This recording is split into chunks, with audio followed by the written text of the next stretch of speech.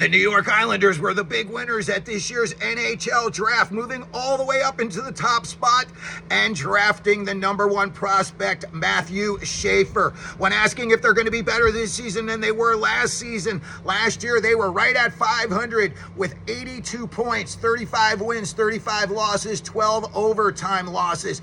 The guys that they drafted in this year's draft, Matthew Schaeffer, Kashawn Aitchison, and Victor Eklund, could all be elite players in a few seasons, but this year they need their big name player, Matt Barzal, to be healthy and scoring. He only had 20 points in 30 games last season.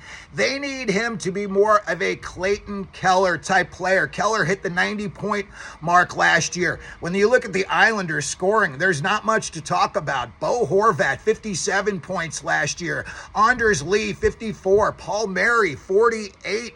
And then you had two youngsters. Simon Holmstrom had 45 and Max Siplikov had 35. They could be up around the top of the leaders for the Islanders this year in scoring. My question is now, with Noah Dobson gone, who quarterbacks the power play from the point? When you look at what the Islanders have on the back end, Pulak, Pelech, Romanov, Tony DeAngelo, they combined last season for 83 total points, but they only had one power play goal and 6 power play assists between them.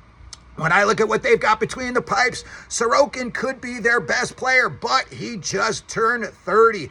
I think the Islanders are still in no man's land, and I think this year they are going to take a fairly significant step back, and they're going to drop down to 75 points.